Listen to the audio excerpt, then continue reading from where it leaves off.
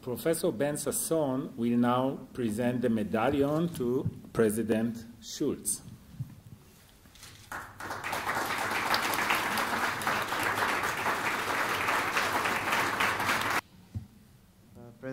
President Schulz, my name is Inbal. I'm a correspondent for the IDF radio. My question is, what is the European Parliament approach towards initiatives of boycotting Israel financially, and how do you act to prevent those attempts of boycotting? Thank you very much for the question. I think it is the 13th time today that I've asked. There is no boycott, and in the European Parliament there is for sure not a majority for a potential boycott. The debate about access of some products to the European markets has something to do with principal guidelines the European Union has developed. And there is a debate if some of the products produced in occupied territories of settlements could have access to the market of the European Union in compatibility with the rules of the European Union. And this is an open debate. My personal view, boycott is not a solution for nothing, and therefore I, as a President of the European Parliament, was strongly in favor, for example, of the upgrading of the scientific cooperation between the European Union and Israel.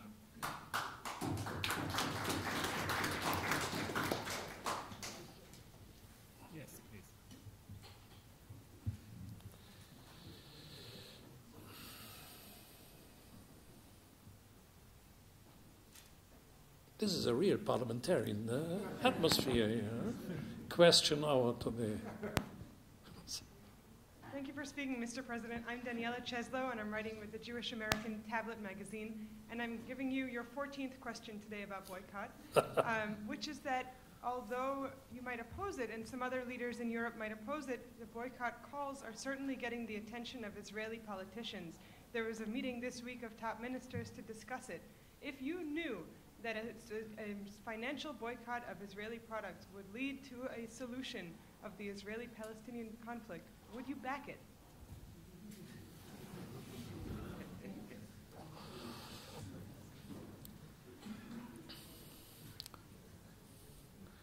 This is a nice question.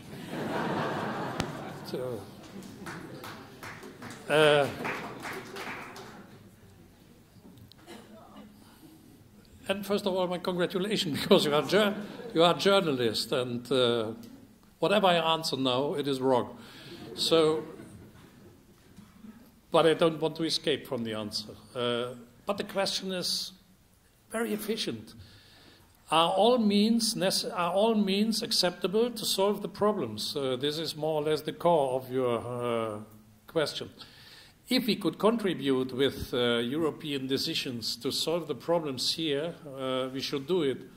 But my feeling is there are other items than the debate about boycott or not boycott, about financial boycott or not. There are for sure other things for the time being more important than this.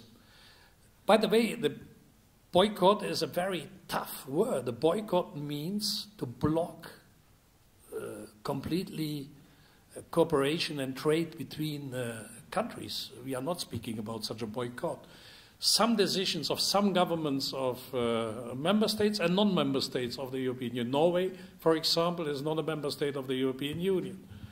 Led to the debate. There is no concrete decision of the European Union and its institution for a boycott of Israel or Israeli products. Mr. President, congratulations, first of all. My name is Raphael Aaron. I'm the diplomatic correspondent of the Times of Israel news website. I'd like to ask you a question about the demand that is coming up in the current Israeli-Palestinian peace talks, coming primarily from Prime Minister Benjamin Netanyahu, who says that he will never agree to a peace treaty with the Palestinians unless they recognize Israel as the nation state of the Jewish people. I approached your colleagues from the External Action Service with that question who weren't able to give me a clear answer. Perhaps you can shed a bit light on the European Union's position towards this question, and perhaps you have any personal or private opinions on this question. Thank you. wonderful.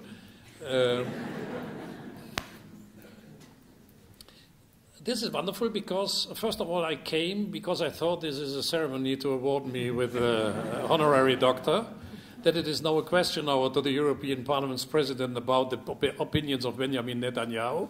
This is an interesting thing.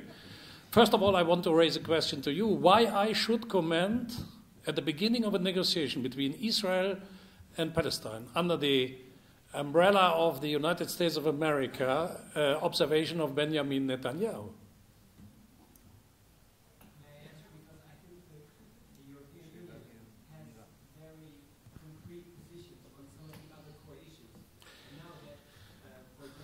No. I'm sure you're very aware of that.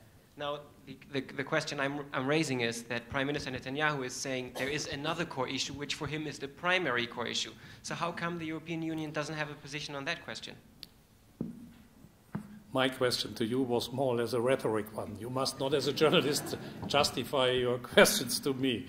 But thank you very much, nevertheless, that you did it.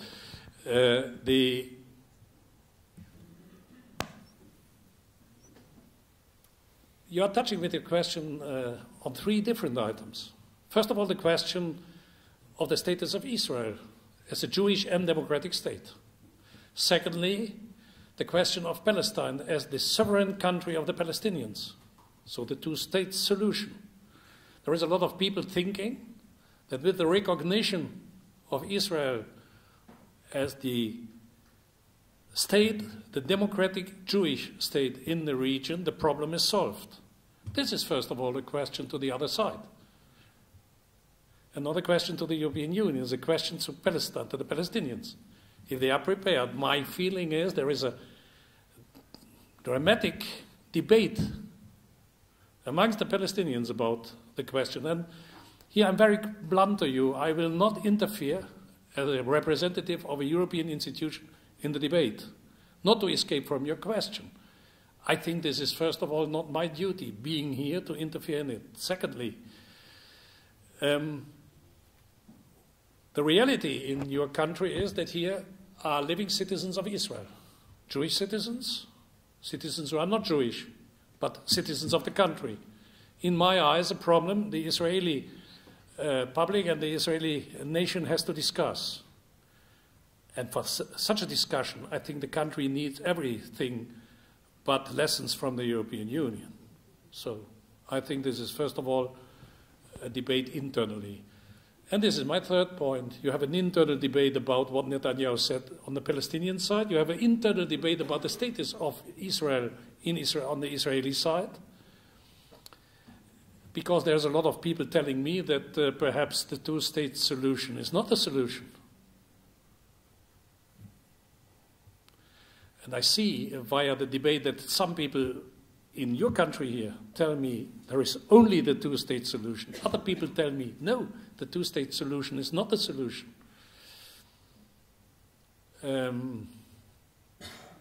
I think before, this is my third point, interfering as European Union in such a delicate and complicated debate, I would go another way. I prefer another way. To support, first of all, Secretary Kerry to bring both sides together and then to list. And without any prejudices and precondition, and what if the quote of Benjamin Netanyahu is, as you mentioned it, I have nothing to comment except to say the best way to start negotiations is not to put at the first day, to the first moment, conditions on the table. This is, by the way, what I discussed yesterday with Mahmoud Abbas as well. If both sides would be prepared to say we start without prejudices and without conditions, that would already be a historical step forward. But you know, as I know, this is for the time being not the case. To make it really clear, I would not publicly comment for the time being, except what I said, and perhaps what I said is already too much. We have time for last one question, so please. you. I would like to ask a bit more academic, theoretical question and a personal one as well. Where do you see the European Union integration process heading?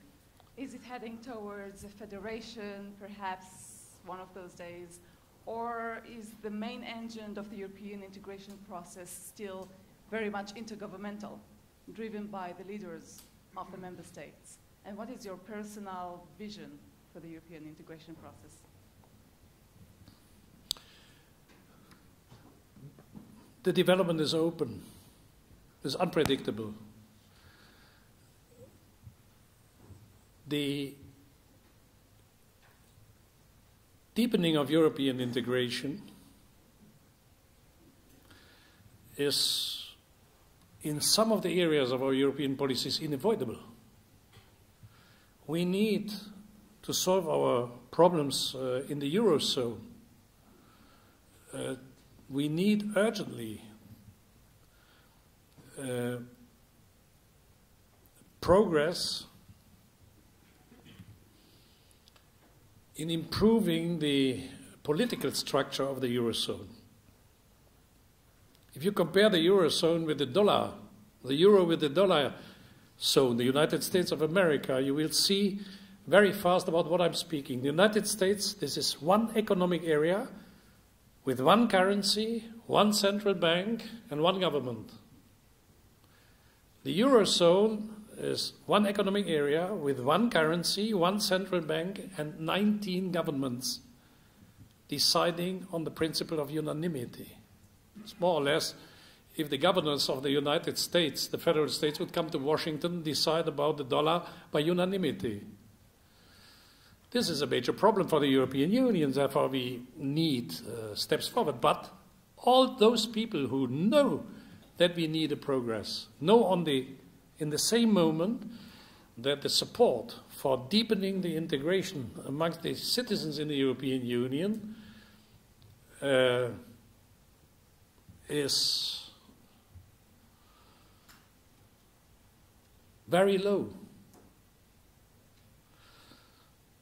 So it is not possible to answer in which direction it will go. My proposal and my suggestion to all of us is, with small steps to regain the trust of the citizens, we need to deepen integration.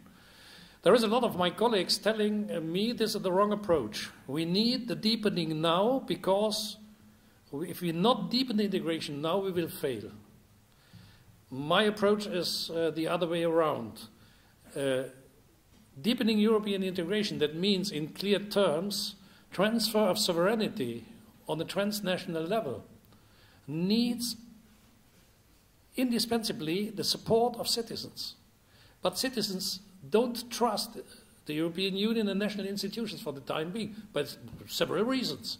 But the trust is not there. So the step before deepening the integration is to regain trust. And to regain trust is only possible by small steps. I'll give you an example, personal vision about Europe. This was the second part of your question. I'm born after the Second World War in Germany. The generation of my parents were asked by the German government to give sacrifices without any precedent. And we cannot imagine today what they did, the generation of my parents, in my country, in France, in Italy, all over in Europe. Longer working time, less salaries, no services by the countries, to pay for school, to pay for university, for the school books, whatever. My father was 60 years when he had his first holidays. Why this generation gave all these things asked by the government? Because the government said, it's for your children. Do it for the better of your children. And visibly it was for us, for my generation, for the children. My life to compare with the life of my parents.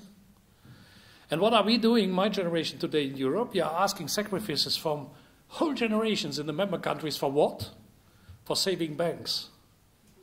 And their children are unemployed. Youth unemployment, the fight against youth unemployment, to bring young people back to jobs. To say we are able to mobilize 700 billion euros to stabilize our banking and the currency system. because banks, and it is true, are systemically relevant for our economic system, and to consider that a young generation is also systemically relevant. And unemployment of young people affects not only the young men and women, it affects also their parents, and especially their parents. To show to the parents that what they did for their children was not for nothing and not without a result, to give them hope back that what they did and their sacrifices are useful for the better life of their children. The moment we achieve this, and this is the duty, the main duty of the European Union in the next years.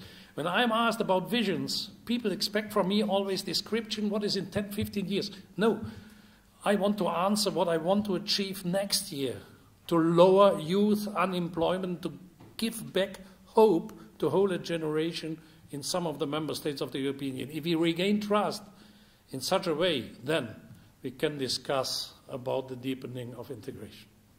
Thank you very much.